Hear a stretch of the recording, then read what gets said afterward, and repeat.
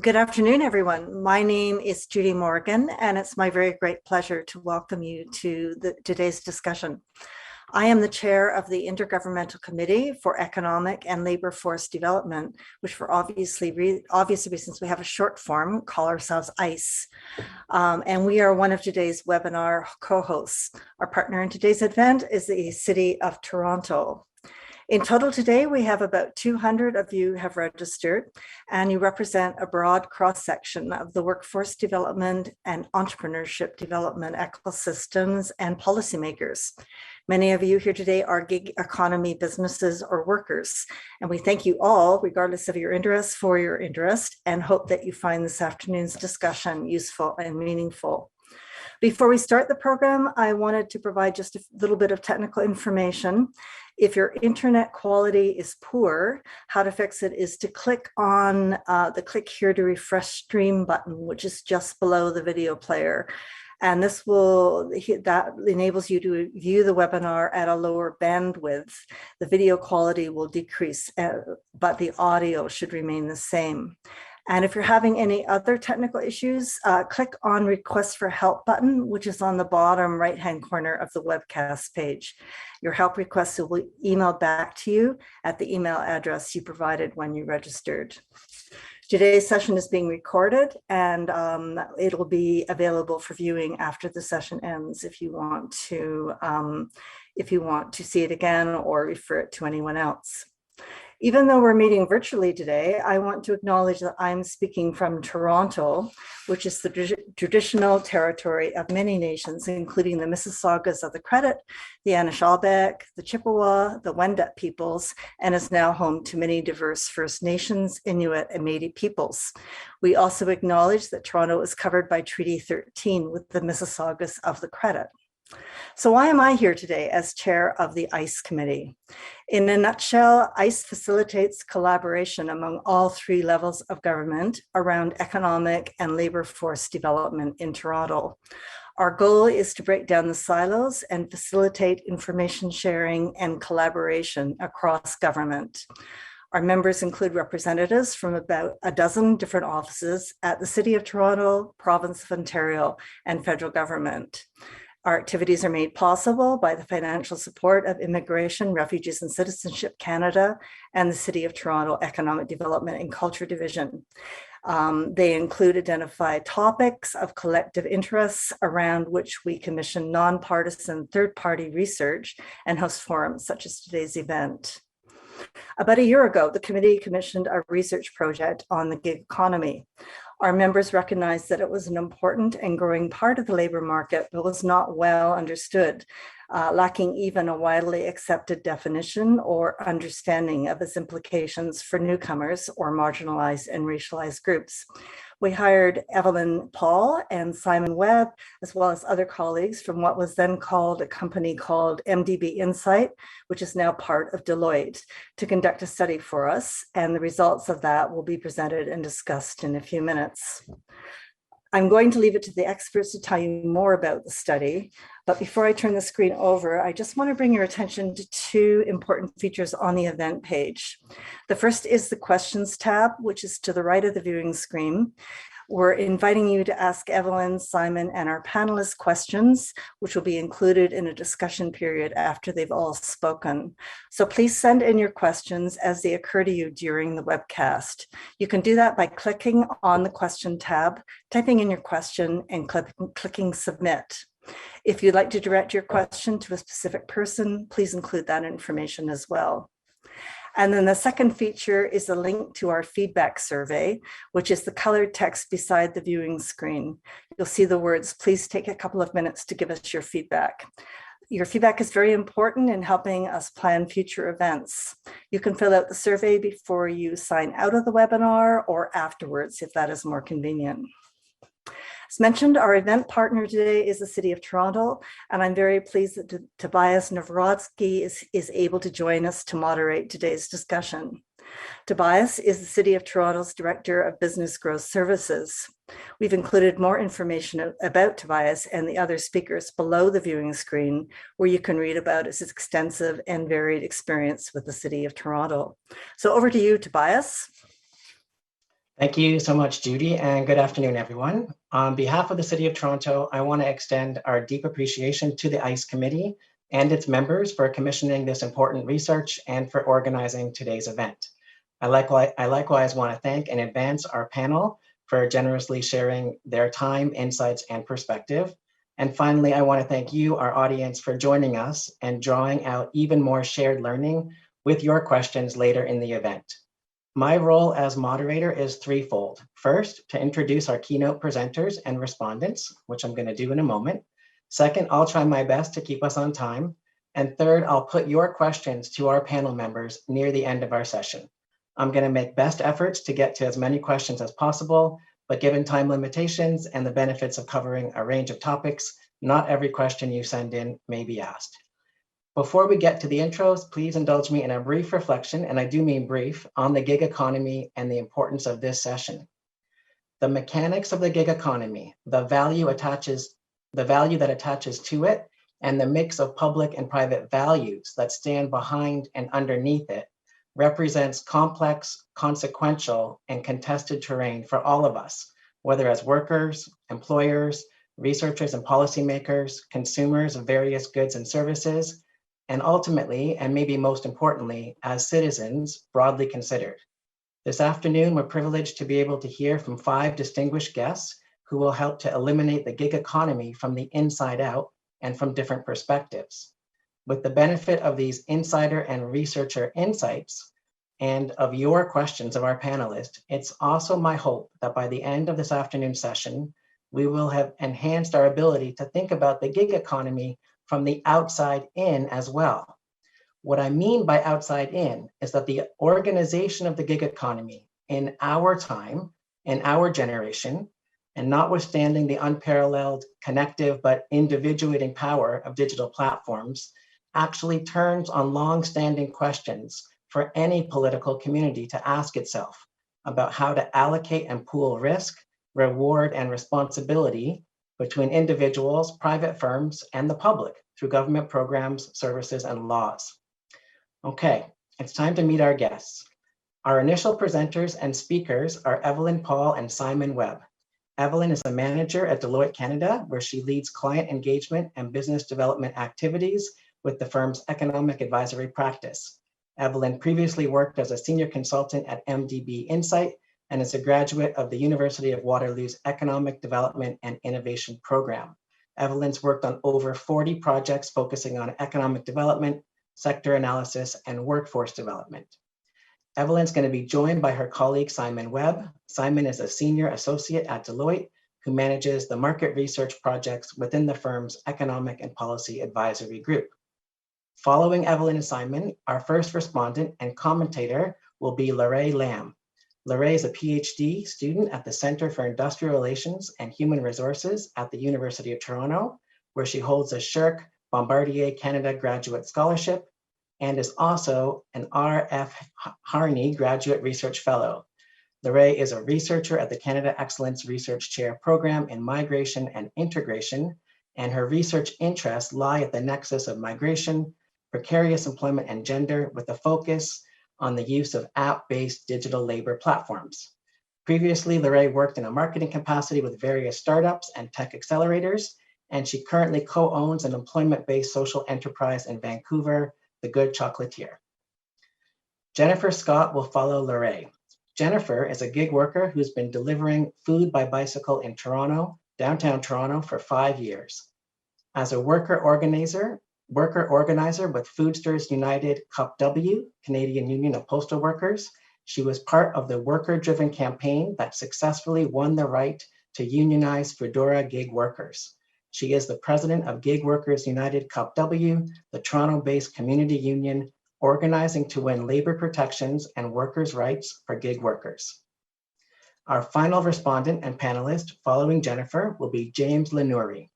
James represents a wide range of private and public sector employers and individual employees on various labor employment, and labor relations legal matters. James was called to the Bar of Ontario in 1992 and has specialized in employment and labor law since that time. Prior to attending law school, James completed a Master's of Counseling Psychology degree and worked as a crisis counselor and child and family therapist at mental health centers in Ontario. In recognition of his accomplishments in the Supreme Court of Canada case, Wilson versus AECL, which resulted in a landmark ruling affecting 10,000 federally regulated employers and 500,000 employees, James was awarded the National HR Employment Lawyer of the Year prize and distinction in 2016. Please join me in a silent but heartfelt online web broadcast pan-Canadian cheer to thank Evelyn, Simon, Lorraine, Jennifer, and James. Evelyn and Simon, over to you.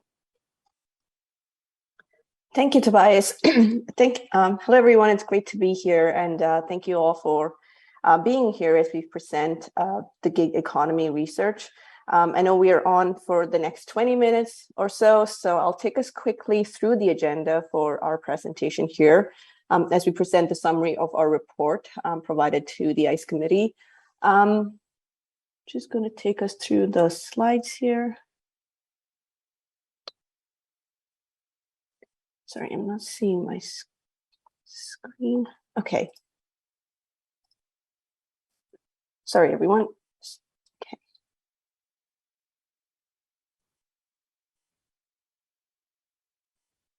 Okay, so for the agenda, I'll start with a quick project overview focusing on the rationale for the study, some of the key objectives. I'll highlight the background research that informed the work, including a desktop review and jurisdictional scan. Simon will take us through the consultation insights obtained through one-on-one stakeholder interviews and the survey findings. We completed a panel survey as part of the work. And then I'll provide the strategic directions and recommendations that came out of the research for this work. So in terms of the project overview, so the rationale for the work was very clear and outlined in the RFP process. So we know the gig economy is not a buzzword anymore. It's an important part of the labor market and the economy.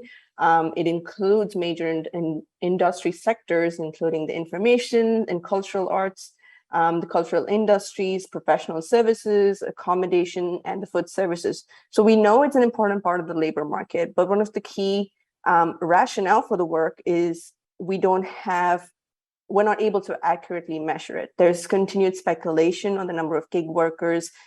We don't know what the effect is to a right degree on what the impact is for participation. What are some of the barriers to opportunity for marginalized and disadvantaged groups? Because the work was done during the COVID pandemic, the impact of COVID was an important part of the research.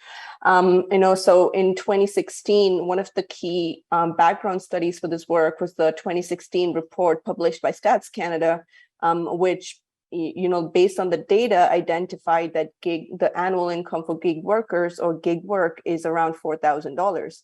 If that was the case, gig workers wouldn't be eligible for the CERC benefit. So, it added up an additional layer of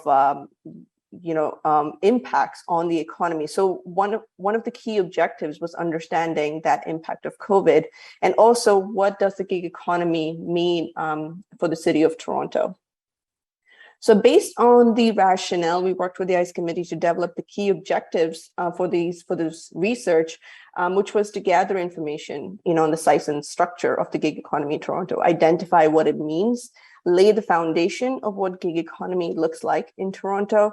So the idea is this is the first line of research into what the gig economy looks like. It identifies and builds and takes from other research done within this space and provides that first definition of what the gig economy could look like. A key part, as I mentioned earlier, was to identify the groups that are disproportionately impacted and what that impact looks like. Understanding what the long-term effects of the gig economy are, what the impacts of an unregulated environment looks like, and inform future directions on measuring the gig economy, while also understanding the benefits that it provides and highlighting the challenges associated with the sector. So the project timeline, we worked with the ICE committee starting in August last year. We went through 3 phases of the process, starting with initial desktop research and engagement phase and going into reporting and recommendations early in the year, ending with the final report in March of 2022. The research process, as I mentioned, we completed it in 3 phases. So the initial phase was that environmental scan, literature review, focused on desktop research. We looked at some of the key jurisdictions, focused on the gig economy, some of those policies that might impact on the gig economy in Toronto. We went through the stakeholder consultation phase in detail. We had one-on-one interviews and a panel survey of gig workers. One-on-one interviews we conducted with gig organizations, with employees in the sector, with freelance workers, with gig employers, and university and research professors. The panel survey, we got responses from 163 gig workers, and based on that research, we also tested some of the input received through post-panel interviews, and phase 3 was the reporting and recommendations, working closely with the ICE committee project staff on putting together those recommendations and strategic directions as we look to enable further conversations within this economy. So I'll take us quickly through a bit of the background research. So as I mentioned, initially, we wanted to understand what the components of the gig economy are. And based on that initial research, we identified 3 major pieces. And one of the important pieces and the focus of this research was the gig workers paid by the gigs. So we came to understand that the gig economy and the gig work includes independent contractors, consultants, freelancers, temporary agency workers. Initial research based on, identified that the economy consists of short-term, temporary, and lacks formal arrangements usually. We understood a bit in detail on the COVID and the impact of COVID. And also there's a growing momentum towards recognizing the gig economy and gig workers as part of the major or as a central part of the economy. We also looked at select comparators or communities as case studies or examples that we can build on. For example, we looked at California. We looked at the Prop 22, which focuses on reclassifying gig workers as contractors with benefits. We looked at New York, the United Kingdom. Australia's definition of the gig economy was a central part of our research to inform the definition or the first line of definition that we developed through this research. And as we were going through the research, the provincial legislation about the $15 minimum wage was also a central part of the research that we looked at. So all of this research, it ended up being a part of the phase 1 jurisdictional review. So it's a comprehensive study that informed the research and it was presented to the ICE committee before we moved on to the stakeholder interview insights.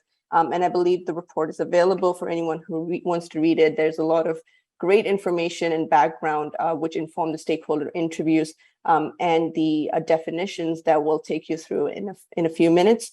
But I'll pass this on to Simon, who will take us through those interview insights and the panel survey results. Simon, over to you. Hi, everyone. So as Evelyn mentioned, I'll take you through some of the findings of the engagement pieces of this project. As mentioned, these stakeholder interviews, they were one-on-one qualitative interviews where we were really testing some of the things that we found in the background jurisdictional review and identifying topics for the survey and for the later parts of the research. These interviews included some gig workers, knowledge holders, and employers in the gig economy. So I'll just go over some of the high-level things that we found from the interviews. The first point, a lot of the interviewees mentioned the advantages of working in the gig economy. Some of the key themes coming out there were the flexibility of work, both in terms of time and work location, A lot of people mentioning time left for other priorities, and that shorter term projects, you're not focused on just one project for a really long time. You get to work on multiple jobs in some gig jobs. There was also quite a few disadvantages, of course, mentioned to working in the gig economy. A lot of the themes around lack of job security, stability, and benefits, the lack of consistency of work. In some gig roles, workers are competing for a very limited amount of contracts or jobs, and a big one being the lack of established workers' rights. A lot of the gig work was set up to focus on saving labor costs, so not a lot of established workers' rights in those jobs. Of course, a big theme that came out was the impact on marginalized populations in the gig economy. A lot of people mentioning sort of the on-the-job discrimination and harassment and hiring discrimination. Those are sort of more direct forms of discrimination, but there's also quite a few sort of indirect forms of discrimination, such as the fact that many marginalized populations are overrepresented in lower wage or lower benefit jobs. And also so a lot of times this population is forced to take some of these lower earning jobs or left without benefits. If we can go to the next slide.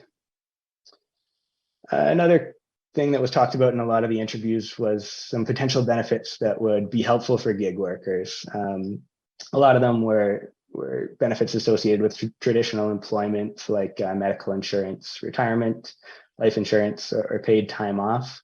One of the key challenges for gig workers also was about career advancement. So associations and networking opportunities, student support, mentorship, were all things that could potentially help gig workers if the job they have actually helps to advance their career.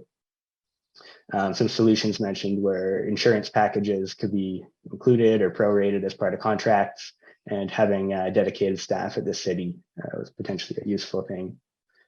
Almost all the interviews mentioned the role of technology and how it's played in terms of the gig economy. It's really sort of facilitated the growth of the gig economy. It's provided easy access to gig workers' products and services, and it's been essential to grow customer databases and suppliers. And then finally, the impacts of COVID-19 we heard throughout the interviews. Really, for the most part, it's facilitated the growth of the gig economy as well, with increased layoffs and retirements. It's really increased the participation in the gig economy, especially also on the demand side. The increase in home deliveries, for example, has really increased the demand for this types of gig work. I think a key distinction here is, before the pandemic, a lot of people were choosing to get into the gig economy. During the COVID pandemic, this became a lot more shifted to people sort of being forced into a lot of this gig work to supplement their income. We can go to the next slide here. A key part of the interviews as well was testing an initial definition we had created based on some of the jurisdictional review that we completed. I'll just read this definition here. Initially, we had that the gig economy is generally described as people working as freelancers, consultants, independent contractors, and professionals, and temporary contract workers. Working in the gig economy can be a primary source of income, or it can also be in addition to other work as supplementary income. And then we provided some examples of gig work. What we heard from the interviews, there was a general agreement with the general definition or direction of the definition.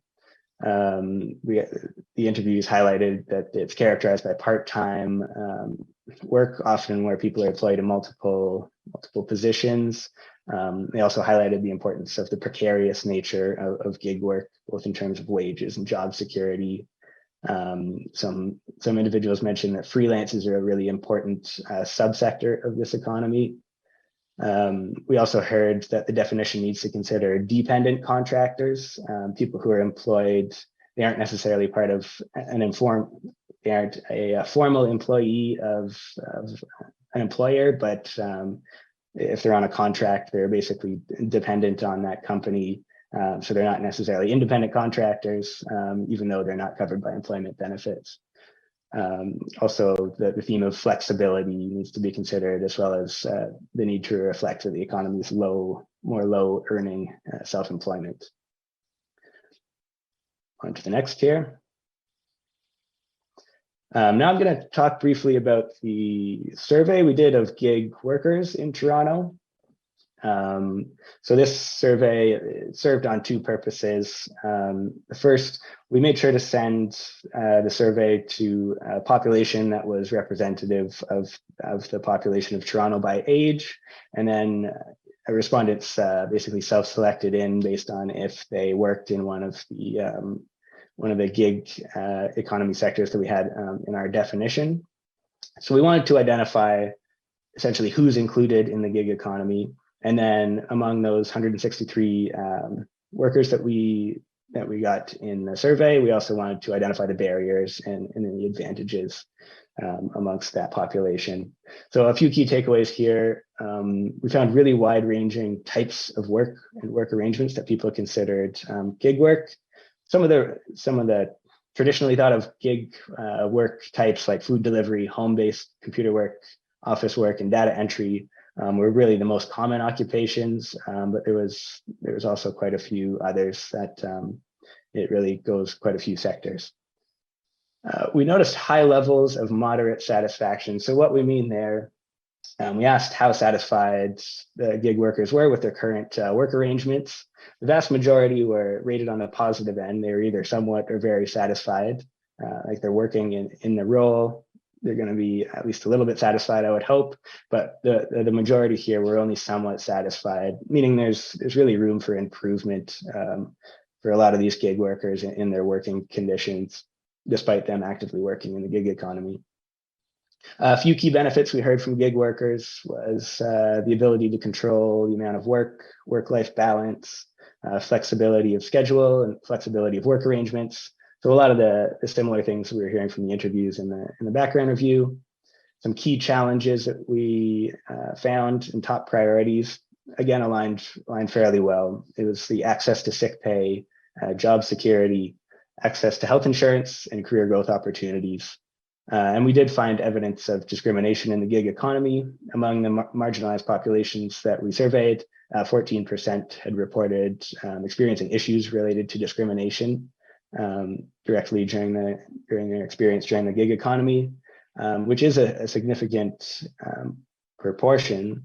It's also, that's really only considering those measures of direct discrimination that I was mentioning before. There's also all sorts of other issues like bias in selection for certain jobs or roles, and just general overrepresentation in lower wage earning positions. We can go to the next slide. Just going to touch on a few more findings from this survey. One thing we asked was the initial reason for entering the gig economy. One of the top factors that was mentioned was I wanted to earn extra income in addition to other employment. So many gig workers mentioning that they do have another job that they're really hoping to supplement that income. The second, I wanted to gain experience to build my career. So many gig workers are actually really hoping to build and gain experience, and that really speaks to that challenge that once they're in the gig economy, a lot of them are finding that they're really not getting a whole lot of experience, or it's really not helping them in their career. So again, something that can be used to help gig workers there. I was laid off due to COVID, so over a quarter they're saying that was a significant factor in them joining the gig economy. So quite a sizable portion there. And I wanted to work while I traveled, also almost a quarter there. We can go to the next slide. This is a analysis that we do. It's called a priority matrix. So what we do is we make this measure of importance. And basically to show what this measure is, we'll take each of these factors and associate it back to how much that relates to their overall satisfaction with their current role or with their experience in the gig economy. So to put it sort of in plain language, you can see one of the most important factors here, flexibility of work arrangements. As respondents were either very or not or very dissatisfied with flexibility with work arrangements, they also tended to be either very or very dissatisfied overall with work in the gig economy. Some of the ones with lower importance, even if somebody was very or very dissatisfied with that factor, it might not necessarily sort of drive the same change in overall satisfaction. So the priority matrix we put, it's a trade-off of the most important factors that also have the most room for improvement or the lowest levels of satisfaction. So with those factors, those would be the ones we would sort of recommend focusing on to help make life better, basically, for gig workers. And the top priorities that came out from that analysis, again, align quite well: access to sick pay, job security, access to health insurance, career growth opportunities, some of those, the top 4 priorities. Just again, to mention here, the most important measures were flexibility of work arrangements, ability to control amount of work. And really that's because those factors there are what are getting people into the gig economy. That's why it's coming out very associated. It's very important. And those are the things that are performing well.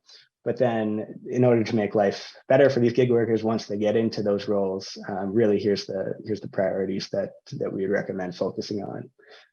I'll go to the next slide here. And based on those findings, we constructed some strategic directions and recommendations that I'm going to pass it back to Evelyn to walk through. Thanks, Simon. And also just one thing I wanted to mention is the survey results are provided as an appendix to the main research document. It's a great piece of research that helped inform the work. And as Simon mentioned, based on the research and data we worked with the ICE committee project staff to propose strategic directions and recommendations as part of the research. The idea was these strategic directions and recommendations will enable further workforce development efforts for Toronto's gig economy. The recommendations that we proposed, as I mentioned earlier, it builds on and synthesizes existing studies. For example, we looked at work done by the Ontario Workforce Recovery Advisory Committee and the report that included that research. We looked at advancing a workforce development agenda for Toronto and the policy brief, which talks about rebuilding Toronto's gig economy. So all of this work, our data and research informed 4 key strategic directions. So the first strategic direction was to adopt a standard definition to describe the Toronto's gig economy. A second direction was to focus workforce development efforts. The third was to focus continuous research to enable and inform and measure the economy with focus on how the economy continues to evolve. And the fourth strategic direction was to continue to track policy progress in the economy. The way we built the recommendations, is to provide direction to all 3 levels of government and enabling further research within this economy. So strategic direction 1, where we talk about adopting a standard definition to describe Toronto's gig economy. So building on the research and building on that initial research that Simon just mentioned on initial definition, we developed a first cut definition of what the gig economy could look like. And one of the major important attributes of the gig economy is that it's so diverse and it includes so many different aspects. So we wanted to make sure we include all the different characteristics of the gig economy. So in addition to the definition, what we suggested are key characteristics that can help define this economy better. So the definition that we have right now as part of the research report that we proposed is that the gig economy is an integral part of the economic system. And that is a full sentence in itself. It identifies and it confirms that this economy is an important part and it's a central part of the economic system, and it's a growing part of the economy that needs to be supported and recognized. It includes the self-employed, it includes the non-standard workforce, providing payment by task services. So while the self-employed gig worker provides services directly to a consumer, the non-standard gig worker enters into agreements with gig companies to provide services. Again, as I mentioned, the key characteristics help position this definition as part of the research report, which includes gig working, or the gig economy is part-time, temporary, short-term, and flexible working arrangements. Ensuring that we understand that characteristic of the economy is important. As Simon mentioned, through some of the research that came out, work is often precarious as it relates to job security, benefits, and income. So having that lens on is very important. This is a highly segmented economy. Understanding, that some gig workers could do work for supplemental income, while other parts of the economy, workers are doing it, as part of their livelihood, and they might be doing more than one job to make sure they're able to, meet basic needs. Sectors, as I mentioned, it includes the self-employed, which includes freelancers, consultants. A major differentiation that we wanted to make is that it includes the dependent and independent contractors. It includes professionals and technical service personnel. It also includes the ride hailing and delivery services. It includes the creatives. It includes the temporary agency workers, handyman services, anybody involved in software services, and also part-time teaching. So there is a whole economy here in encompassing like major industry sectors. And also there are certain characteristics that are specific to this economy that needs to be recognized. So as I mentioned, so strategic direction one, as came through the research, was to adopt a standard definition to describe Toronto's gig economy. So some of the key examples or recommendations that we provided is, so building on the standard definition that came through this work, is to regularly examine the alignment of this definition to see what are the possibilities to continually test this definition as the economy evolves. And one of the ways to test this economy is to consult with the gig worker communities, enable access to them to participate in this process, consult with them, consult with the companies, the researchers, the policymakers. All of them are important stakeholders within this economy to promote that standard definition. And why do we need that standard definition? We need to continue to foster a knowledge sharing environment. We need to describe the various components of this economy. We need to support this important part of the economic system, clarify misconceptions about this economy, and further growth within this sector.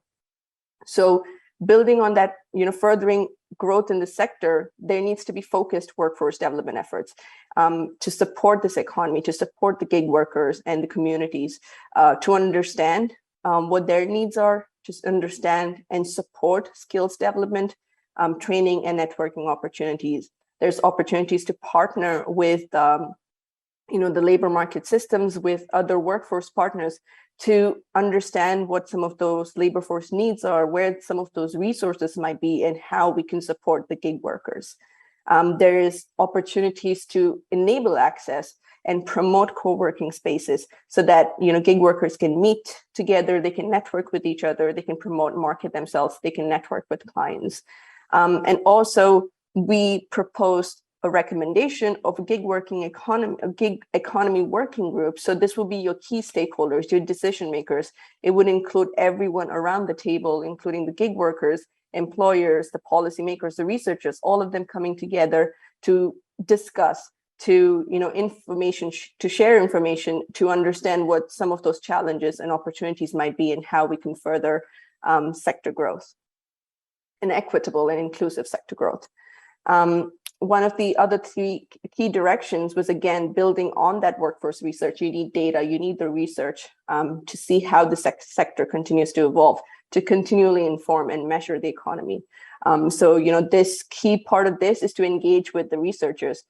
Part of our work, as I mentioned earlier, we synthesize the work that was already done. There's some great research being done as part of the work. So engage with these researchers further to understand what groups and what's the level of impact, and what we need to support or enable access or address barriers to opportunity to those who are disproportionately impacted. And our research shows that that is an important part of the conversation. There is opportunities to investigate and promote better practices.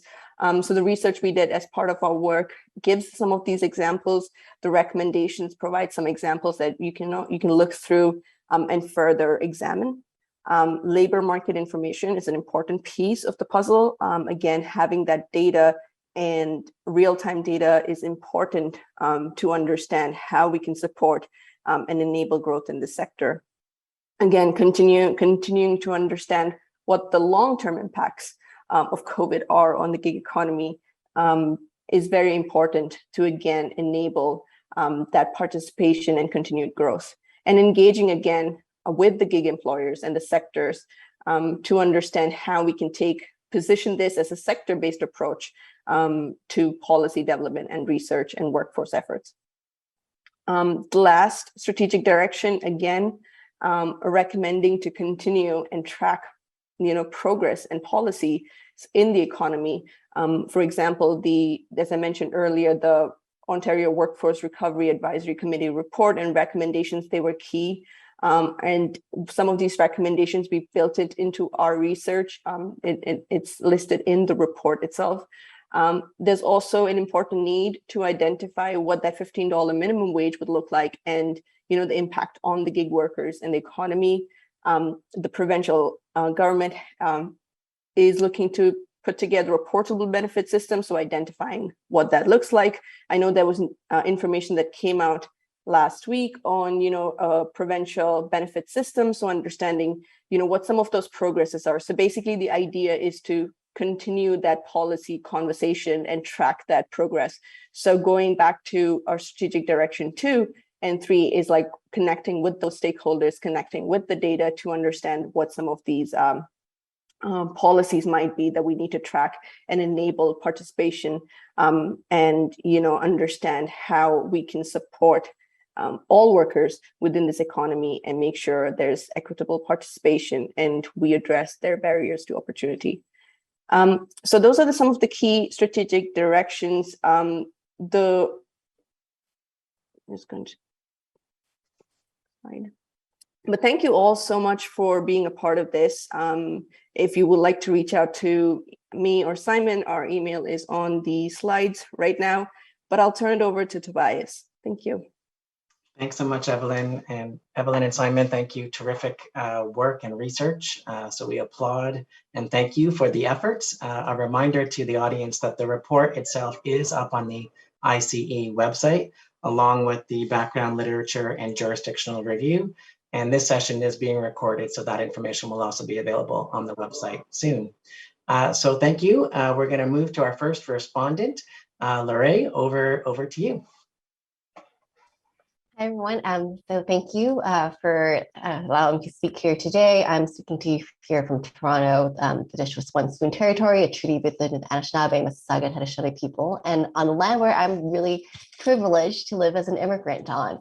My name is Laura, and I want to thank the ICE Committee and also the City of Toronto to allow me to critically reflect and speak to this topic, which has been very important to me and also the people that I know. I'm grateful to get to learn from gig workers, and it has been a privilege to bring some of their stories into the world.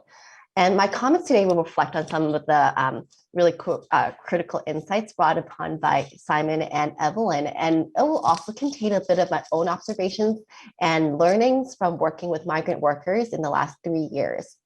I will also make some reflections as to how gig work is quite prevalent beyond the visible realms that we see every day. And I want to explore the impacts of the work spreading to areas such as really crucially into our care economy and to what some researchers have called visible workers in invisible realms. So I've been studying migrant use of platforms in the last 3 years through my research with the Canada Excellence Research Chair in Migration and Integration Program out of Toronto Metropolitan University. And I've published with my co-author, Dr. Anatria Ndifiladu, 2 papers where we explore how platform work shapes newcomer migrant integration. My remarks today is specific to platform work, and I want to be careful of language, and we'll talk a little bit today, and also hearing about definitions.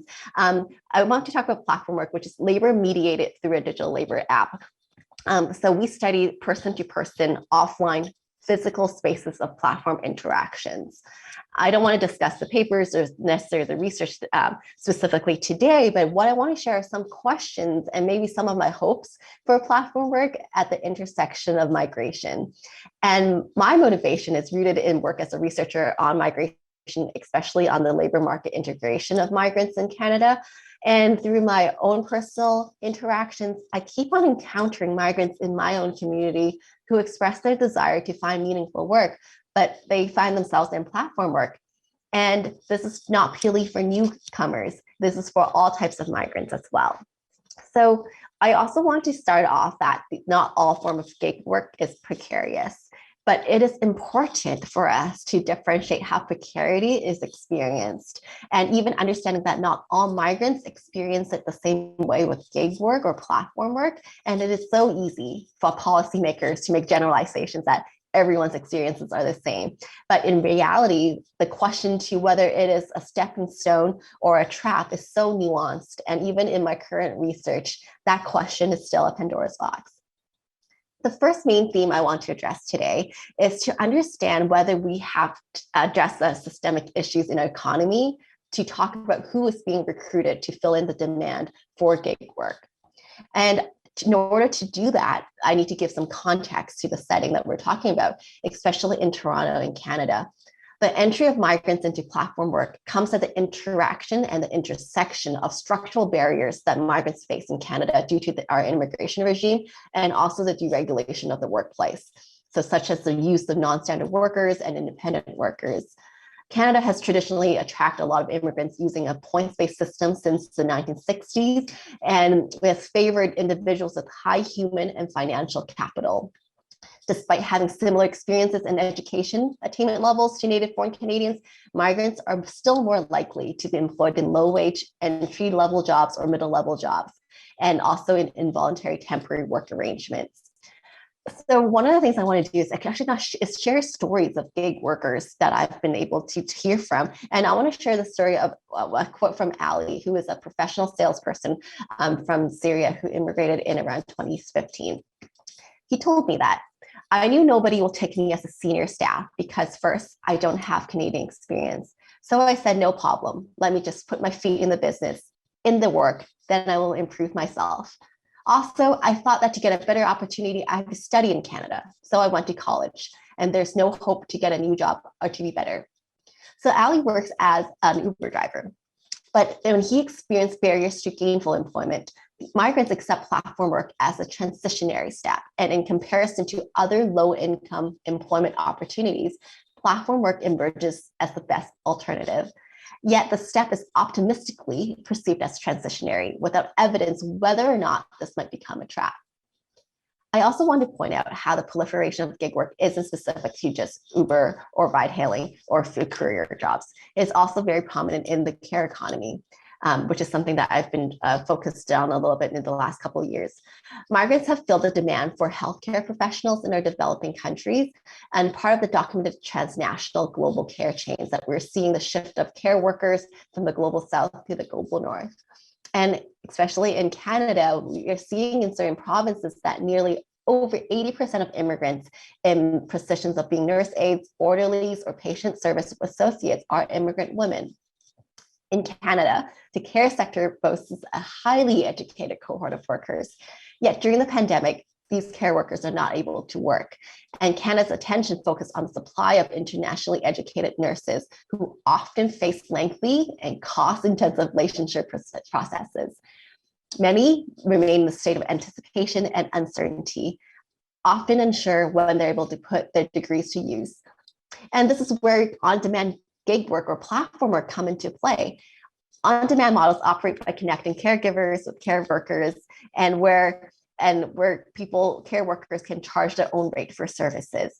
So if we see that driving for Uber is a stepping stone towards greater labor market integration for a migrant worker, digital care platform for healthcare workers seems to be a customized tool that can become tailored specifically to their needs to work in their field of training. So in a sense, digital care platforms allow for migrant care professionals who face labor market barriers to find work in their field and to actually find work that they can actually put the training in and perhaps offering the opportunity to regain some form of identity and self. However, I want to caution that this is not a rosy story that should be celebrated with a thinking of the consequences on workers and their experiences interacting with the labor market in Canada. By simply celebrating it as an opportunity to find work in Canada, we're not addressing some of the structural barriers that migrant care workers face. Another big theme I want to address in Evelyn's presentation is about how stakeholders showcase the advantages and disadvantages of working in the gig economy. So benefits being flexibility, time for other priorities, and disadvantages being, for example, job insecurity, instability, inconsistency.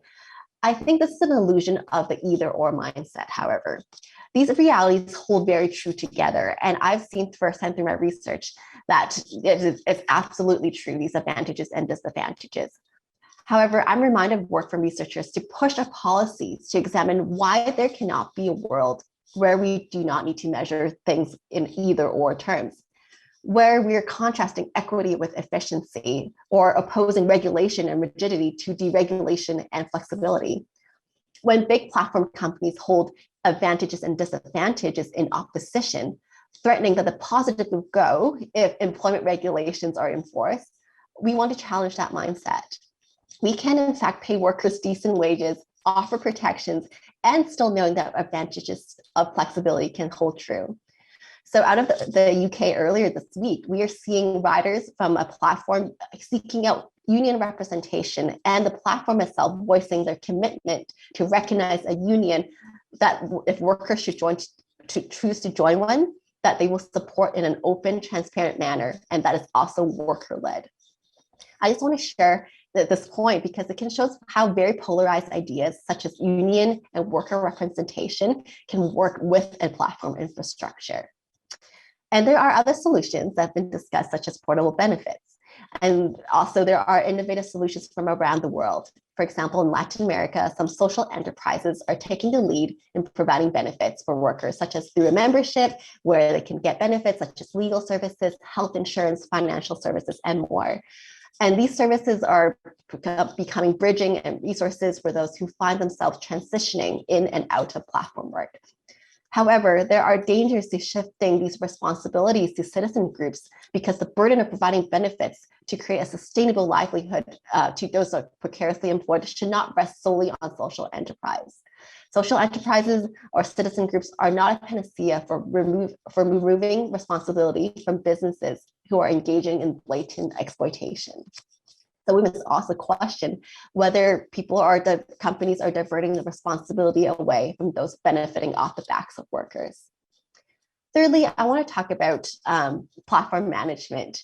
One of the recommendations is the unified gig economy definition. And one of my questions would be how would this translate into direct policy decisions? In a piece with my colleague Cam, we talked about how there's a space of ambiguity, categorical ambiguity, where the gig workers are all grouped together. Their experiences are thought to follow the same trajectory without an understanding of the unique journeys that each of them follow. Another story I want to bring up is Ira, who is an economic class immigrant, a woman in her mid-20s from India who studied computer science. She says this: "It seems easy. And the ads as well for Skip the Dishes or Uber Eats are really cool. Yeah, you work your own hours, which is true. Everything is true, but it does not really show the real struggle." When I hear her story, I find that migrants are drawn to the attractive factors that platforms seemingly offer. Yet they're not oblivious to the conditions of the work.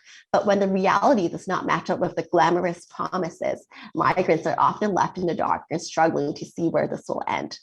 And to put an example of the care work setting again, gig work in care, in theory, is designed to ease concerns about safety and security for both ends of those who are needing care and those who are providing care, and protecting both caregivers and those who are charged with care responsibilities, and the care receivers who are asking for help. However, research during the pandemic has shown that these technologies may actually reinforce the asymmetries of power. For example, digital care platforms were found to monitor the health of care workers to ensure that the families that they're going into are protected from COVID-19 through care workers' vaccinations. Yet this is not an equal requirement for the other side. Families were not required to do the same, and care workers did not have the same protections while they're working. So we can see here that there is an inequality in how technological solutions are experienced. Lastly, I wanted to put in one of the strategic directions, which is to focus on workforce development to support gig worker priorities. And this is especially needed. And this is a crucial point, and I think it deserves continual attention on how we can better listen to gig worker and migrant worker voices. We're seeing provincial governments lead consultation and advisory groups to shape the future of work, yet without worker representation.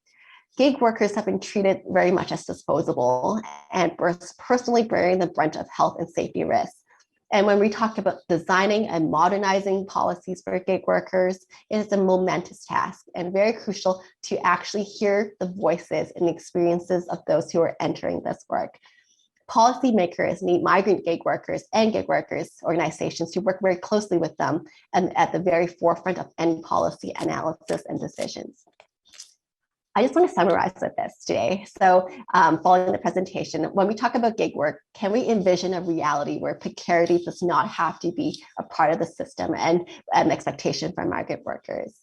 Can policymakers not make generalizations that all migrant workers or gig workers experience platform work the same way? And what are the systemic issues that need to be addressed by all levels of government? How are worker voices consulted? And what is being substituted as voices? And I know Jennifer will have lots to say on that as well. And who is moving in and out of platform work and who's being recruited to fill in the demand? My contact information will be pulled up here, and I would love to connect and talk more. The migration experience is definitely non-linear, very turbulent. And as a researcher, my goal is to understand and hopefully inform future policies on how finding economic integration in a new community does not have to be precarious, and there can be dignified and decent work for all. So thank you for your time, and I look forward to the discussion to come. Laura, thank you. Thank you so much. You put some really important and powerful questions to all of us, and including to the other panel members. So really appreciate your insights and your questions. We're going to turn now to Jennifer. Jennifer, over to you. Hi, everybody. My name is Jennifer Scott. I'm a gig worker, and I'm the president of Gig Workers United. So Gig Workers United is part of CUPW, and it is gig workers who are organizing for our rights, for an end to misclassification, and for access to the full scope of employee rights and benefits. Members of Gig Workers United, CUPW, are workers who deliver on apps like Uber Eats and Instacart and DoorDash and Skip the Dishes. I feel like I could go on forever with that list. But we work on bicycles and in cars, and sometimes even delivering on foot, on e-bikes, all over Ontario and all over Canada. I understand that today we're talking about sort of the wide breadth of gig workers. And so when I'm speaking, you know, I'm talking about app-based drivers and couriers. And we are not independent contractors. And it's important that folks understand that. We are misclassified workers. And that misclassification is the root of all of the dehumanization that we experience at work. Gig work for us is precarious. It's precarious because we can go to work and not know how much money we're going to earn, not know if there are going to be things to deliver. And really, truly, if we go to work, you know, saying, I need to earn $100 today, not know how long it will take to do that. When we are injured or sick at work, we don't have access to anything. No benefits, no sick days, nothing. There are no apps that pay into WSIB. We have no safety net. And that adds to the precarity for me as a bike courier for many years. It wasn't just the fact that I didn't know how much money I would earn, or that I didn't know if I would have a job next week, because it can be deactivated for any reason, arbitrarily, without recourse, without paths to justice. There was also the fact that I could get hurt at work and have nothing to fall back on. That's a really hard way to work. And many, many, many gig workers came to this work during the pandemic and became essential workers who were out on the streets, in restaurants, in elevators, and condos during a period of time when the pandemic was in its height, when there weren't vaccines, when we were all really uncertain about what the future would look like and how to best care for our health. Many of us were proud of that work, because food delivery, like a lot of different kinds of courier work, is a kind of care work. And you can care for your community by bringing people things so that they can stay home and stay safe with their loved ones, with their children. There are benefits and there are good things about these jobs. We like our jobs, but we think that they need to be better. And it is that misclassification that's the piece that needs to change. I've heard us talk quite a bit about flexibility today, and so as a gig worker, maybe I can offer some insight on flexibility. I am no different than anybody else. Came to this job because of all of the things that I heard from apps about it being flexible. And I learned really quickly that flexibility is inherent in gig work, but it is not that I have the flexibility to work anytime I want, anywhere I want. It is that I must be flexible to the app that I work for. I can't log in anytime I like, because there will not be work anytime I like. And if there is no work, I will not receive compensation. I think a great way to think of that is the vast majority of food delivery workers work on Friday nights and Saturday nights in downtown Toronto. Do you think that none of these workers would like to go to a movie or a party or hang out with their friends? Of course not, but this is when we can make money working. This is when it feels secure to go to work. That myth of flexibility, yes, there are pieces about it that are good, like being able to choose your shift, to log in and out when there is or isn't work. Those things are good and we like that. But the myth that we can only have flexibility or workers' rights, it really is a false dichotomy that apps have used to undermine labor legislation, and they've gotten away with it for a really long time.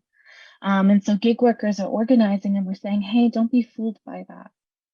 Flexibility in the workplace is good, but let's have a critical, let's lend a critical lens when we look at what that flexibility actually looks like and how much of it is accessible to the worker. I think it's always interesting when we talk about skill development within gig work, because I think that gig workers have immeasurable skills, and then we develop so many skills from this work, everything from logistics and route planning to customer service to how to do our taxes. And I also think that this is a labor issue because we are misclassified. There is no direct correlation to skills development and increase in wages. Because we are misclassified, there is no direct mechanism for workers to advance based on skill development. And this positions us in an unfair position. I'm not sure if everybody knows this, so here's a little bit of context, but in early 2021, Uber set their sights on Canada and Ontario in particular, and they began lobbying every province and every territory in the country for something called Flexible Work Plus. Flexible Work Plus, for all intensive purposes, is basically like the Canadian Prop 22, and it's a rollback of workers' rights in Canada. The ORAC process was created as a response to Uber's lobbying of Flexible Work Plus. The ORAC process, kind of like what Laura was just saying, that it's very important and for workers to meaningfully contribute and participate in development and decision making within the OREC process, workers were heavily excluded. And so workers' voices are not represented in those recommendations. And in fact, the recommendations in the OREC process are exactly what Uber lobbied for. Uber continued to lobby for that, advocating for the App-Based Worker Act, which would be something that would carve gig workers out of Employment Standards Act, out of the Ontario Health and Safety Act. Without these protections, we don't have that floor that workers have in Ontario and have in Canada, that floor that we all stand on and reach upwards to for better improvements in the workplace. These carve-outs would position gig workers below that floor.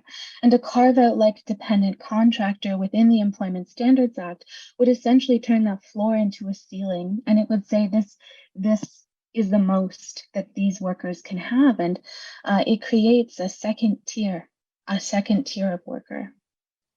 Around the same time that this was happening, Saurabh Sharma, who's a member of Gig Workers United and was delivering on Uber Eats on his bicycle, filed a complaint with the Ministry of Labor.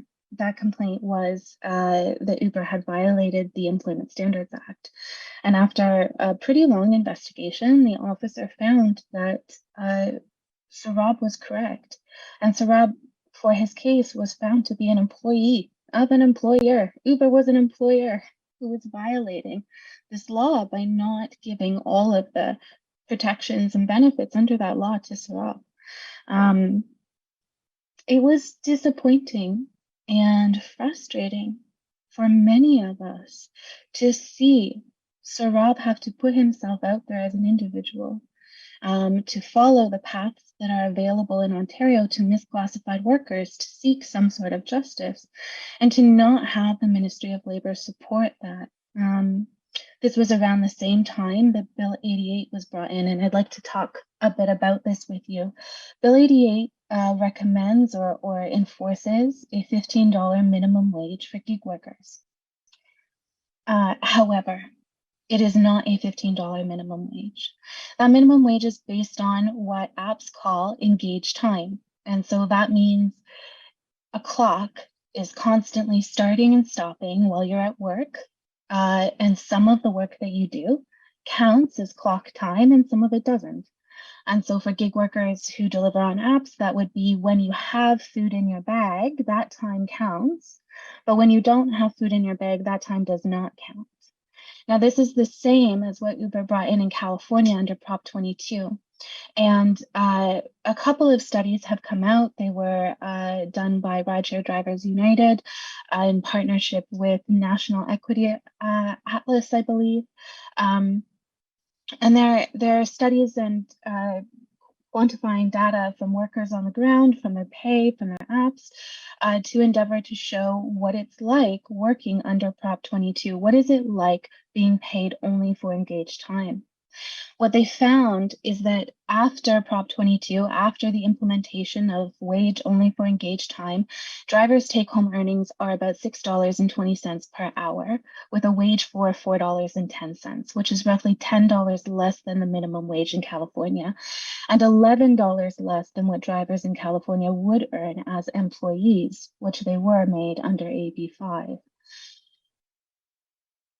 Suffice to say, for us here in Ontario and in Toronto, where there is so much gig work, to support the rollback, the carve out of minimum wage, which is meant to be from the time that you come to work until you leave work, to something that is based on an amount of time your employer believes is payable work, does not sound like an equitable future to us.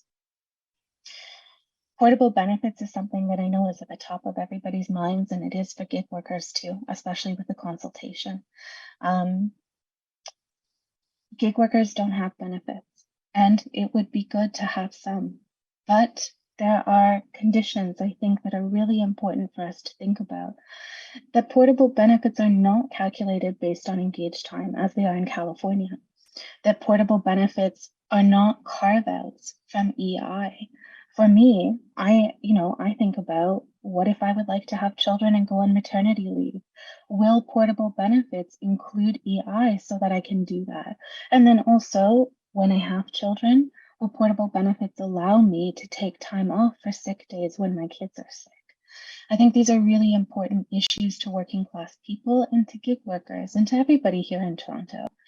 But it isn't, a question. Laura asked everyone to leave her session with questions. A question that I would ask each of you to think of is, what benefits do you think you don't deserve?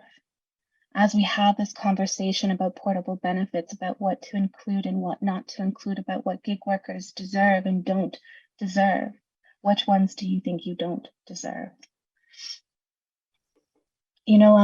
In Toronto, gig workers have been organizing for a long time, organizing for our rights, delivering on apps, which is, as I said, difficult and precarious, and also organizing at the same time against multinational corporations. And that's okay. That's what workers do. Workers fight for our rights when we have to. There is an international shift in understanding of the gig economy and of gig work that is long underway, with courts all over the world recognizing the misclassification of gig workers, and that the future is a future where gig workers are classified as employees. And this movement is led by gig workers who are organizing on the ground for a future where our work is decent, where our income is stable, where dignity isn't something that we ask for, but something that we are assured through our rights. The City of Toronto has an opportunity to lead as well, just as many other jurisdictions in the world have, by recognizing that the future of gig work isn't innovating new classifications with minimal rights for workers. It's a future where workers are protected with full access to the scope of employment rights. I believe that you should be able to see on the screen now some information about how to contact Gig Workers United. And so I would make a suggestion, which is that I imagine you probably know a gig worker. And if you do, you should talk with them about gig work and about what it would mean for their voice to be part of the voice that is workers advocating for ourselves, for the bare minimums which we are denied now, and for the bare minimums which we are entitled to. And I would also direct you to, on our website, you can find something called the Gig Workers Bill of Rights. This is a Bill of Rights that was written by workers, for workers and for everybody else, to understand what it would look like for us in Ontario to have the full scope of employee rights, what it would look like under the Employment Standards Act as it is for us to have full workers' rights. And I think that you might find that insightful and a really great thing for you to think about and talk with your friends who are gig workers. Thank you so much. Jennifer, thank you so much. Again, a terrific set of observations, challenges, and questions to us all. And you talked specifically about the challenge around misclassification of workers, and that is a perfect segue to our next respondent. James, over to you. Thank you. Next slide, please. And the next slide. In listening to the presentations, particularly Evelyn and Simon, in terms of reviewing the report, a number of issues came up for me or stood out for me that I want you to just keep in mind as we're going through this, and I think they'll be applicable to our discussion afterwards. They talked about unregulated environment. They discussed a range of jobs from online handymen, online IT workers, platform workers, drivers and food delivery. And Jennifer talked about misclassification of employment status. In the report, there's also the talk, a high appreciation is for the flexibility of work. And keep in mind the key challenges that Evelyn and Simon discussed of access to sick pay, job security, health insurance, and career growth opportunities. And I provide that for the underlying foundation of what I'm going to be speaking about in the next few minutes. And it's because the legal rights of workers are based on their employment status underlying the legal perspective of the issue of gig workers is the determination of the gig workers' employment status. So all of those points that I just mentioned in terms of job range, unregulated environment, flexibility, and workers' benefits all fall into this. I'm going to touch on the, in terms of understanding employees and status, legal status, the types of employees that there are. And I think that's very important because it was touched on by my fellow panelists, but I think we need to delve into it a little bit more. Touch on the jurisprudence addressing gig workers. Jennifer talked about a couple of cases, and I'll look at them from a different example or different light. And then what's next? The unregulated aspect is the legislation that's coming in place. Next slide, please. There is a continuum from a legal perspective in terms of employment status and employee status. The continuum flows from independent contractor on one end to employees on the other. And I thank Professor David Dury for this chart that is very helpful in this. So independent contractors, it's important to understand, are in business for themselves. The relationship is considered a commercial contract, not an employment contract. So the independent contractors can opt into social insurance, but they aren't covered by social insurance programs as an employee is. And independent contractors have certain business deductions they can make. In the middle, and a key issue with regards to the evolving understanding and legal understanding of gig workers is the concept of dependent contractors. These are workers who have more autonomy than an employee, but who remain economically dependent on one primary customer that they work for. And that is the key to keep in mind, is the economic dependence.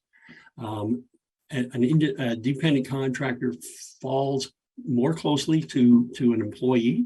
They are recognized, whereas an independent contractor has no rights to notice of termination if the contract is ended or the person is fired. A dependent contractor has the rights to notice of termination. In our existing legislation, we have one of the issues that needs to be addressed going forward is dependent contractors are recognized under our Labor Relations Act, meaning that it is a category of employee that can file and to be certified and be represented by a union. The interesting aspect is that the same dependent contractor classification is not recognized or not dealt with under our employment standards legislation. So under the employment standards legislation, you are either an independent contractor or you are an employee. Whereas under our Labor Relations Act dealing with unionized employees, you can be an independent contractor who has no right to unionize, or you would fall under a dependent contractor and employees who have rights to unionize. So those are important distinctions. Employees, of course, have all rights under what our common law and under the Employment Standards Act with regards to obligations of an employer to provide certain benefits, vacation pay, hours of work, notice of termination, that are all covered under the Employment Standards Act. So that is important as you're thinking through the gig regime. Is these categories or continuum of employment status? Next slide, please.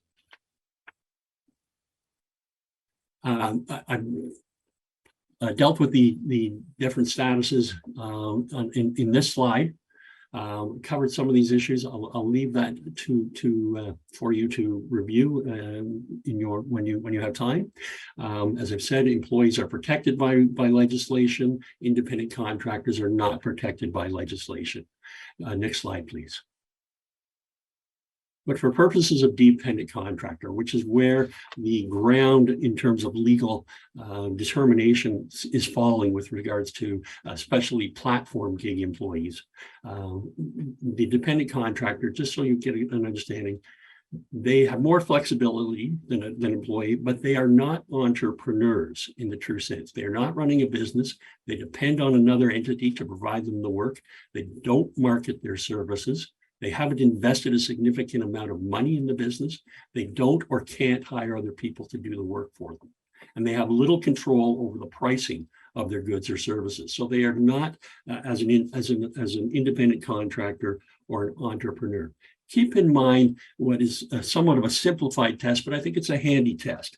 That in terms of determining whether someone is a dependent contractor or alternatively an independent contractor does the individual look more like an employee when you assess what they do and what their characteristics are, or an independent contractor, balancing those two aspects. Next slide, please. I would just refer you to a Supreme Court of Canada case if you're interested in looking at the law with regards to determining an independent contractor, the case of Sega's Industries. Now, what the courts use is tests to determine who the status of an employee. There's an organization test, that is whether the person is, how a person is integrated into the business. Are they a key aspect to what the business delivers? For example, in terms of driving, the business is driving, and that's a key aspect. Is it a manufacturing business, and your HVAC heating is complementary, then the person who provides that service could be found to be an independent contractor. The courts also use what's called the fourfold test. That is the control of the work, who has the responsibility for controlling the work, who provides the materials or ownership of the tools that are used in providing work. Is there a chance of profit, or is compensation fixed? And on the other side, is there a risk of loss by the enterprise? Next slide, please. There are three cases that I want to talk to you about: the Fedora case, the Uber Canada case, and the case that Jennifer mentioned, Sharma versus Uber. Next slide. In Fedora was an application for certification brought by a number of employees. And here's where we get to the distinction. The Fedora took the position that the workers were independent contractors and therefore had no right to organize or be certified or be unionized under the Labor Relations Act. The workers took the position that they were either workers or dependent contractors. And some of the criteria that are used are set out in the slide. Next slide, please. This is an important decision because the Labor Board found that the workers, the Fedora workers, were dependent contractors and therefore entitled to be certified under the collective agreement. So it's an important aspect that recognizes the gig economy. The other aspect that's interesting and leads to the unregulated environment is that the vice chair of the Labor Board said this is not a new situation that we're dealing with, trying to determine these kind of workers who are essentially couriers, or what kind of employee. We've been dealing with that for years. We dealt with it with taxi drivers. We dealt with it couriers. The difference is we're dealing with a more sophisticated dispatching system. So that's an interesting aspect in terms of looking at how we're going to go forward. Fedora closed its business in Canada after the decision came out, but they did settle with the employees and paid $3.46 million in regards to the termination of employment. Next case, please. The Uber decision is again another application for certification, and it was a group of Uber drivers, the black car drivers, the luxury vehicle drivers. The Uber took the position that they were independent contractors, but gave that up and recognized that they were employees or independent contractors, and they were able to, the matter was settled, and they came to or negotiate a collective agreement. Next slide. Now, this is the case that Jennifer talked about. Mr. Sharma brought an ESA complaint that there had been an improper deduction of pay. What the Employment Standards Officer did was, first of all, determine the employment status, because that was in order to determine whether the person had any rights under the Employment Standards Act. If they were an independent contractor, they would have no rights. And as I said, dependent contractor is not recognized under the Employment Standards. So the person was either an employee or an independent contractor. The officer applied the test that I talked about before, the organization test and the fourfold test. And as Jennifer told us, the ruling of the Employment Standards Officer was that the person would resemble an employee, therefore have the rights and entitlements under the Employment Standards Act. Next slide, please. The violations that were found as a result of finding that the applicant was an employee was a failure to have a regular payday, an improper deduction of wages, failure of the company to record daily hours of work, failure to provide time off from work and lunch periods, failure to pay minimum wage, and failure to pay all holiday pay. All aspects that our employees are protected and are entitled to under the Employment Standards Act. And the employer was ordered to pay the amount of $919 to Mr. Sharma. Next slide, please. So what's next? The legislation has been put in place. It hasn't been enacted with regards to Bill 88.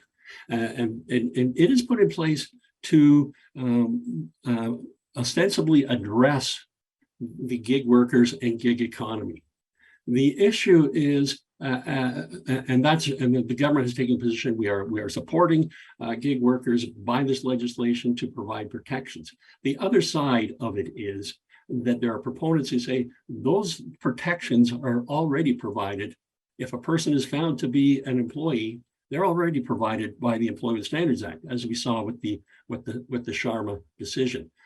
And what as Jennifer told us, what Bill 88 doesn't do, it doesn't provide for pay while people are on standby, whereas under the Employment Standards Act, people have that protection and the right to be paid when they're on standby. So the issue that's going forward amongst academics and employment and labor lawyers is, does this legislation that has been prescribed by the government as assisting gig workers, is it doing that? Or is it in fact still detrimental in terms of gig workers are not receiving the full benefits that they would as employees under the Employment Standards Act? Next slide, please. So the Act does provide some workers, but it doesn't change workers because of, as I said, because of the engaged time clause. And as I said, the issue is the Act really beneficial to gig workers, or is it still of assistance to employers who take the position of independent contractors and not giving these gig workers the full rights under the Employment Standards Act? We're a little bit, that next slide, with that, I'm done. We'll turn it over to Tobias. James, thank you so much. Really appreciate your perspective, and in particular, helping our audience to understand critical distinctions between independent contractors, dependent contractors, and employees and workers. This is terrific. We're going to move into the question and answer kind of period of our event. Thank you to everyone who's already sent in questions. They are coming through, and some are directed to individuals and some are to the panel as a whole. So I'm going to start with one for the panel as a whole, for anyone who wants to take the question. Based on what you've read or learned through this particular gig economy report, including its accompanying literature and jurisdictional review, or based on your own experience or work or learning, what is one thing which you think Ontario should be learning from other jurisdictions about how to approach the organization of the gig economy? So something that you have come across or read about or researched that is standing out to you that people here in Ontario should be paying more attention to.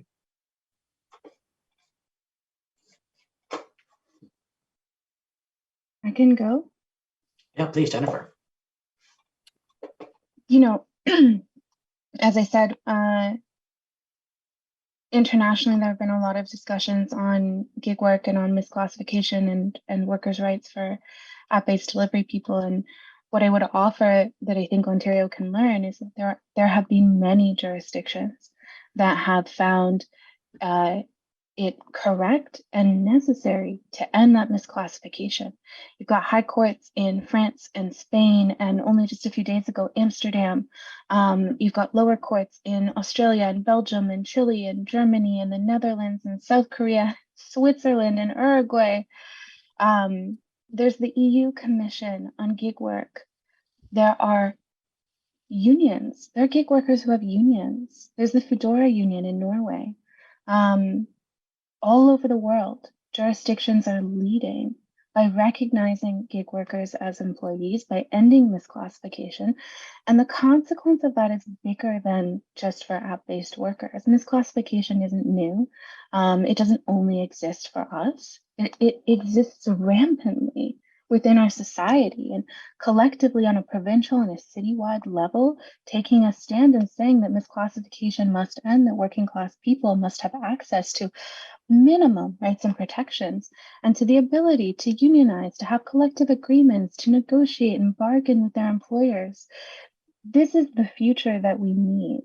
And the lesson in Ontario that we can take from that is to follow in the steps of jurisdictions that are leading on gig work issues, and not in the steps of jurisdictions that are regressing. The only thing I would add to that, Tobias, again, is as I finished my presentation on the Labor Board, the Employment Standards Branch, and the courts are going to be dealing with this. And it is an evolution in terms of the finding. And that's why I think it's so important to understand employment status. Employers have the right to take the position that they with regards to status, that it's independent contractor. Workers have the right to take the position that we're employees or dependent contractors. We put it before the Labor Board, the Employment Standards Branch, or our courts. And out of that will come the legal decision in terms of what the status or the classification is. And I think, as Jennifer's saying, we're in Ontario moving towards the same route in terms of the correcting the classification and the status.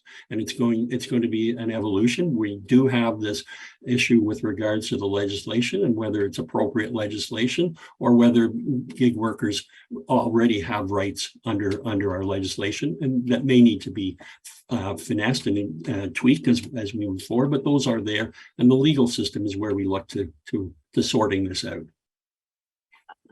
And also, I can add to it. I mean, great points by Jennifer and James. Right? For us, I think as part of the research, one of the ways that we need to think, or looking at it from that workforce perspective, workforce development perspective, making sure the stakeholders, the decision makers, are identified and have a voice. And when we talk about the stakeholders, it's important to have the levels of government. It's important to have the partners, but we're talking about having the gig workers, having the union representatives, having the researchers all identified and enable that stakeholders to come together. So identify who those stakeholders are. I think that's an important part of that research. Going back to that data aspect, again, with this evolving economy, identifying the data, the research, labor market information to help some of those conversations and lead that conversation forward, I think is very important as well.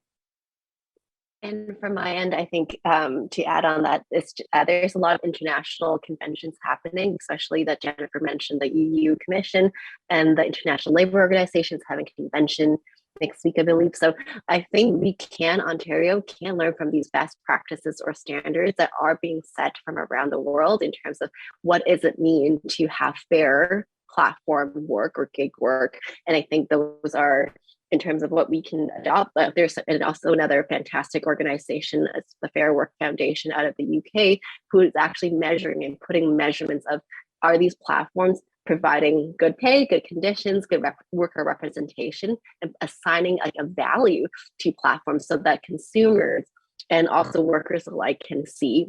So I think these are really cool advancements that are happening in the world.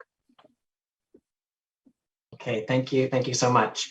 A hot pursuit on this question regarding classification. And James, it is directed to you. And the question is as follows. As you said, this challenge of dependent versus independent contractors has been around for some time. Has there been any development on this issue in specific sectors? I'm thinking of construction or trade workers.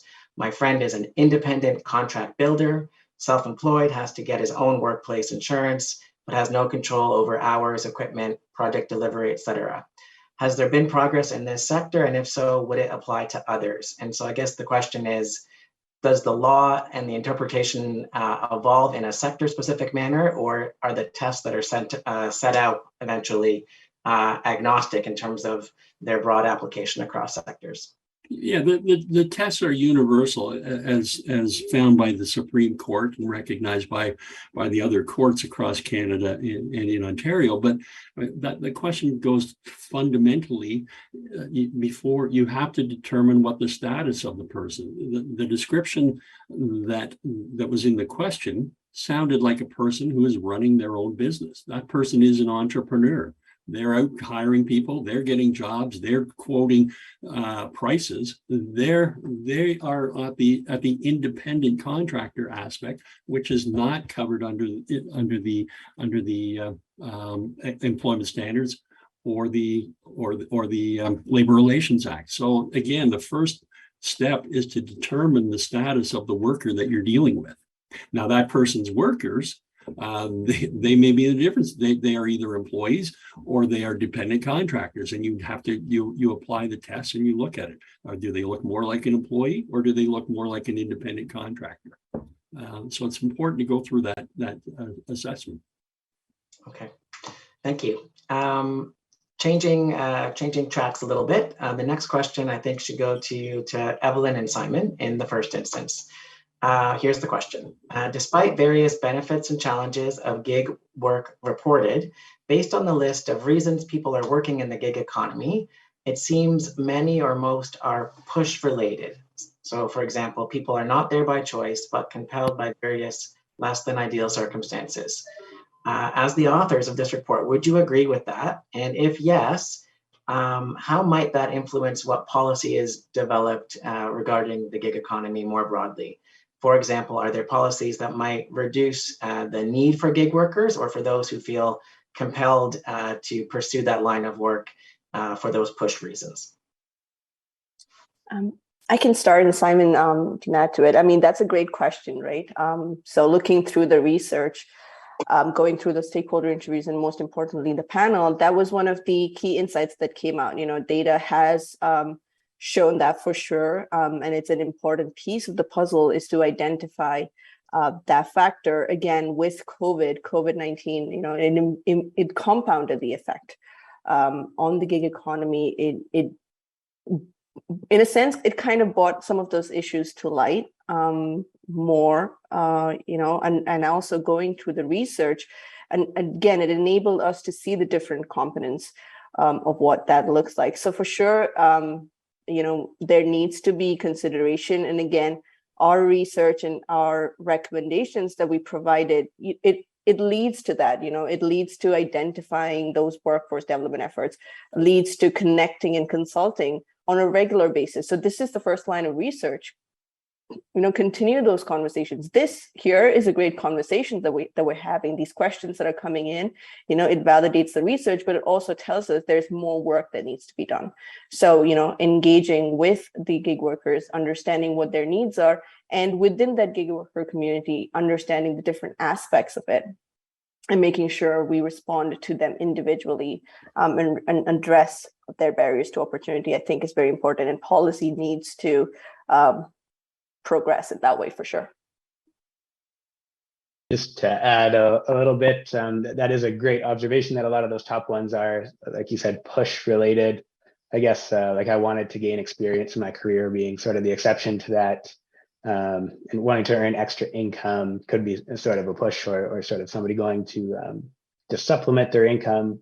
But great question. That like I think that would be the fact that some of those are push related is probably just extra incentive that those people do need rights. It's not necessarily a choice that they're taking, you know, I just felt like working a bit extra. A lot of them are there for really real reasons. And should that really matter in terms of in terms of how much benefits or rights they're getting. And sort of to go back to Jennifer's closing question, I think anybody who works in a job should be afforded, rights associated with that job and treated, with respect to their health in terms of what they're doing in terms of that job. So regardless of the reason they're there, I still think these people should be, of course, afforded rights and benefits. Mm-hmm. Okay, thank you so much. So next question, it's a definitional one, but it touches on a couple of different things. So again, picking up Evelyn and Simon to start, but anyone else can come in, please, on this question. While it makes some important distinctions, the definition for gig work proposed in this report and proposed, as mentioned by others, includes a fairly wide assortment of workers and work roles with different degrees of economic and social power. So what in your mind are some of the advantages or disadvantages to this approach? We've just been hearing legally there's an emerging framework that is going to likely distinguish between independent contractors and dependent contractors. And if I'm understanding it correctly, the definition of gig work would extend to both of those categories. So what are some of the advantages or potential disadvantages of a broader adoption of the definition that's proposed here? Right. So I can start off. So again, a central goal of this research, was to provide that first line of definition. Again, this is based on research and consultation that was conducted as part of the work. And as you go through the report, there is an appendix that connects where we looked at the different definitions, identified the different jurisdictions. We looked at, other jurisdictions that have developed a definition. So it was intentional in our part to develop that definition to encompass all parts of the economy. Again, this is supposed to be that first line of research.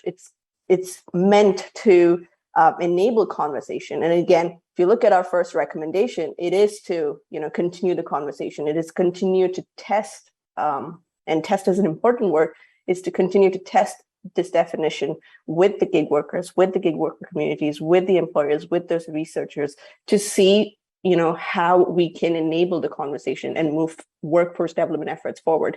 And an important part of this definition is that we wanted to include the different parts of the economy while understanding the different characteristics, while giving voice to the different segments that make up this economy. So that's why we wanted to provide that definition, but also make sure that we have the key characteristics that are included in the economy, and that looking at those key characteristics, they can enable move that conversation forward. So that was intentional to provide the definition, and again, the definition based on the research and the consultation. We also, as I mentioned in the presentation, our first cut definition, and this definition was tested with some of those post-panel interviews. So, it again, with that intention of being broad and to enable that consultation and conversation, but also making sure we represent the diversity within this economy. Thank you so much. Jennifer, I'm just wondering, would you have a perspective on this that you'd like to share? I think it can be really helpful to have definitions, but I also think that sometimes we can get too weighed down in them, and that it is possible to work towards ensuring that workers are represented with their rights, that they have access to full rights and protections, while still having a definition that might feel vague or obscure to some folks, but likely feels clear to folks who are in it, right? And so I would offer, I don't think there's anything wrong with trying to clarify that definition, but that the priority would be what are next steps that workers are calling for having legal protections and benefits. Okay, thank you. And that's a good segue to our next question that gets to kind of a live issue and is tangible and is kind of in front of us here in Ontario right now. And the question is, why portable benefits? Why not contribute to CPP and EI? So, it's a big one. I'm really curious for anyone who wants to take this one first. I mean, I can make an offer answering that question. So I said that in early 2021, Uber began lobbying all provincial governments for Flexible Work Plus, and that portable benefits is part of Flexible Work Plus. There was a benefits scheme that was part of Prop 22. Under that scheme, workers were told that if Prop 22 was implemented, they would have increased access to health benefits through like a stipend that would be, so they would have to already pay for benefits and then they'd receive a stipend based on engaged time, hours worked. That's the catch, only engaged time. What we saw, what folks saw, and again, Rideshare Drivers United had put a study on it as well, with that the more that folks worked, the less engaged time they clocked. And they're actually working more hours and getting paid less and not qualifying for the benefits program because it's based on engaged time, the factor that the employer controls. And what they found through their studies was that less than 10% of rideshare drivers in California qualified for the benefits through this scheme. Now, the calculations that Uber used in California under Prop 22 are the same ones that they have proposed to the provincial government under portable benefits, under Flexible Work Plus, throughout the OAC process, and again with the App-Based Workers Act. And so, you know, our suggestion would be that part of the push on portable benefits now is because of Uber's lobbying. And that what Uber and others are lobbying for is something that benefits employers and does not benefit workers. And, you know, I talked about how portable benefits can be a carve out from EI, and that there are a lot of really necessary programs, I think programs is the right thing to say, that are provided only through EI, and that is a devastating carve out for workers. And I would also suggest that you consider that portable benefits would not only directly apply to gig workers. And so how many folks do you know in how many different sectors and different types of jobs might lose benefits that they've collectively bargained for within their unions and might then only have access to portable benefits? And what, you know, again, that question, which benefits don't you deserve? I think that's the question that we are all facing here in Ontario as we have this conversation. Okay, thank you. Laura, would you care to share your perspective on this question related to benefits, and maybe with regard to workers in the care economy in this space as well? Sure. I'm not an expert in portable benefits, but one of the things I do remember hearing a lot is that it cannot be purely a substitute. So purely what Jennifer has mentioned, I think it's important for us to consider. I think this is an opportunity to look at the social safety net that Canada offers. Can we look into can we be more innovative when it comes to, is there opportunities for targeted basic income? Is there opportunities where we can expand our EI system? So I think those are questions that I personally have, and would think that these are probably, even the question earlier being asked about being pushed into gig work. How can we make these work that there might be push factors, but necessarily it hasn't been precarious? So I think that is the question that I would be left with. And from the care perspective, immensely important. And I don't necessarily think portable benefits is going to be the only solution. I think portable benefits is a band-aid solution for care workers who are in the gig economy, for example, who are working on apps or working for temporary agencies, who are, you know, working from hospital to hospital. I think they need regulations to help protect them. So all to say, I think portable benefits is one little step, but I don't think it's a panacea for sure. Okay. Anybody else want to speak to this item, or we're good to go to the next question? Well, I'd say I agree with Laura on that in terms of it's not a panacea, but it's also how it would be implemented. It would be a universal system, it seems to me, and would it be implemented under the Employment Standards Act, which provides the benefits and entitlements for employees, and then it just goes back to what is the employment status, legal employment status of the worker. So it's something as a society, certainly, and governments are looking at. The issue is how it would be implemented and how it would work as it was rolled out. Fair, thank you. Yeah. Tobias, just to add to what James said. So we have this in our report as one of the recommendations is that portable benefit system, but what we are looking to is continue to track that, and it goes back to James' point, right? Like, how is it going to be implemented? What does it look like? Mm-hmm. So I think there needs to be that lens to track the progress, to see what it could be, because you need to see what it looks like to enable these conversations, to see what it could be, and where some of those pinch points could be addressed. So I think it's an important recommendation to be had within this report, and look forward to what that system could be. Okay, thank you. And apologies up front, I missed which of you spoke to this particular item, because I've got to keep an eye on the questions that are coming in as well. But here's the next question. So can you flesh out your vision for the pilot virtual gig and contract work supply and demand platform, which was highlighted?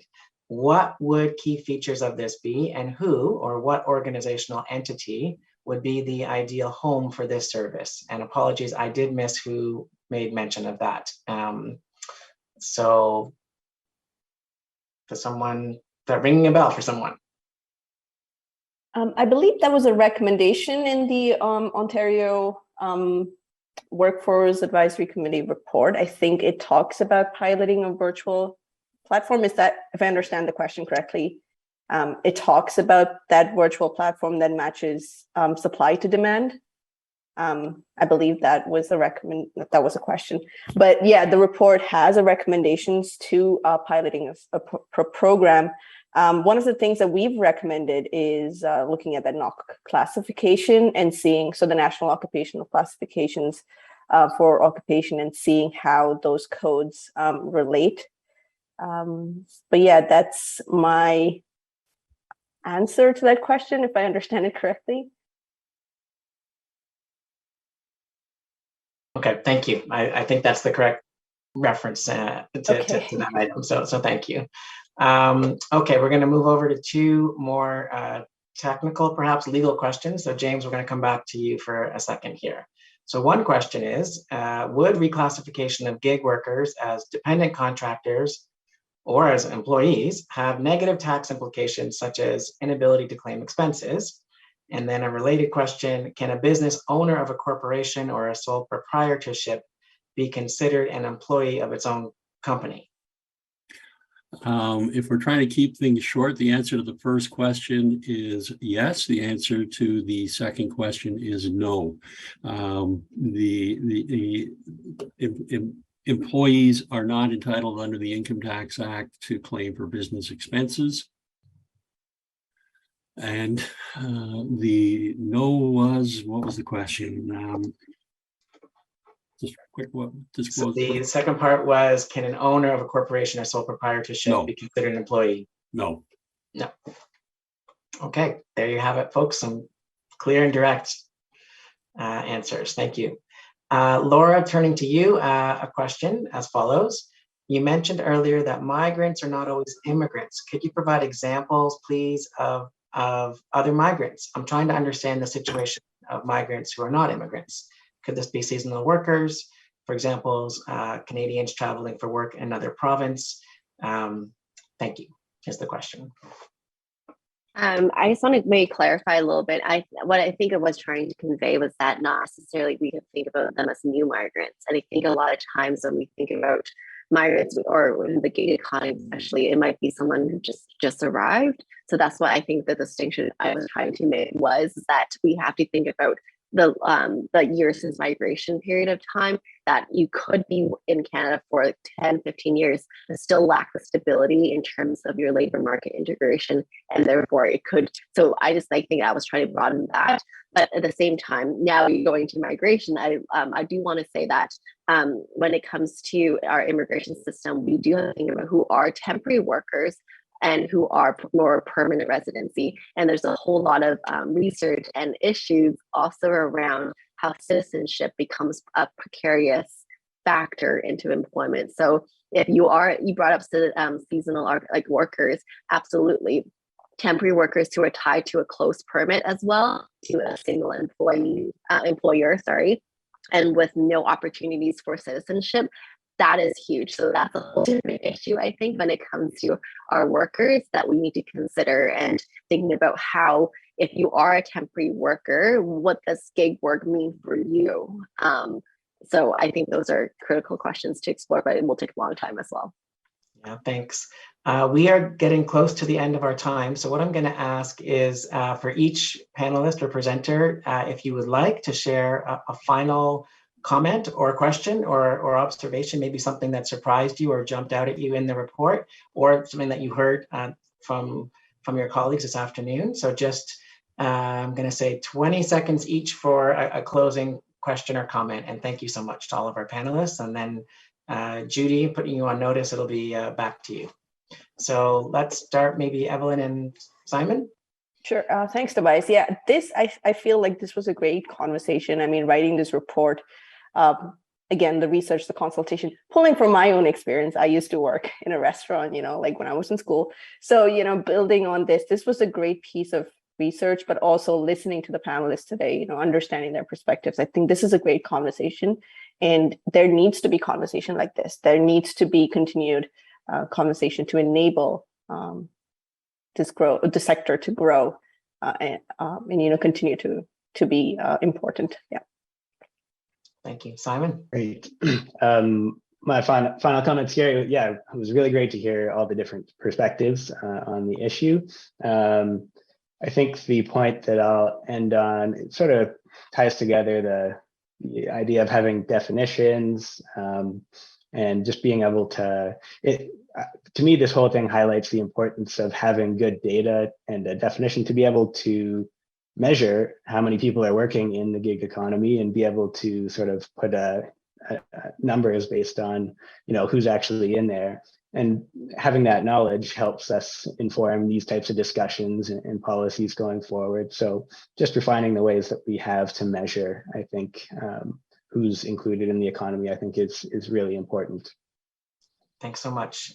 James, you're next up on my screen here. Yeah, thanks. It's really interesting to me to get an understanding at the high level from the report in terms of identifying issues that need to be looked at in definitions, and then partnering that with where things are going on the ground in the courts, and things are evolving through the case law and the issue of classification, and that's going to be important in terms of how the legislation is enacted or even amended as we go forward to really get an understanding of where the workers and the gig economy are going to be going in the future. Thanks so much. Laura. For me, I think it's looking at how gig work can become more innovative in the future. And I think for me, one of a really interesting story during the pandemic I've heard was a group of personal support workers decided that they're going to create their own cooperative platform.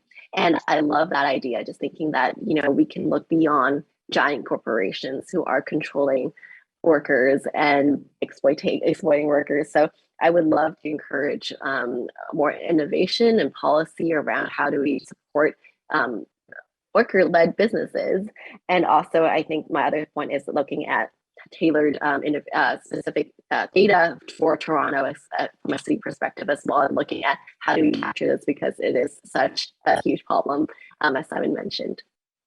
Okay, thank you. And Jennifer, last word to you. I would say that gig workers are organizing, and that is powerful, difficult work. And so wherever you can, however you can, use your privilege and your connections to bring workers' voices to the table. and to support workers having a collective voice. Thank you so much. To all the panelists and presenters, thank you so much for your insights and your time this afternoon. And for closing comments, back to you, Judy. Thanks, everyone. Thank you. Thank you so much, Tobias. That was great. And I echo your thank yous to all the speakers. You guys all have donated an enormous amount of time out of your busy schedules to contribute to this afternoon's discussion. I personally learned a ton and it was wonderful. I also just wanted to briefly acknowledge the behind the scenes support we've had from Susan Brown and Susanna Voss from the ICE Committee, as well as from the Toronto Small Business Enterprise Development Centre staff, Vix, Jane, all of whom have helped pull the pieces together for today. And of course, we wouldn't be here without the financial support of Immigration, Refugees and Citizenship Canada, who funded the research project, the Ontario Ministry of Economic Development, Job Creation and Trade, and the City of Toronto. So thank you to our sponsors and our investors for their support. We're going to be communicating with everyone who registered next week, probably, in which I'll provide you with a link to to our website where you can both download the webcast as well as get copies of the presentations and the contact information for our panelists and speakers if you want to follow up with any of them. And I just want to ask you to please complete your feedback form because that is really important for us in planning future forums. So in the interest of finishing on time, I'm going to say thank you so much for your time and attention today. And as I say, I hope you enjoy the remainder of your day, and we will be in touch next week with more information about how to get in touch with us. So thanks.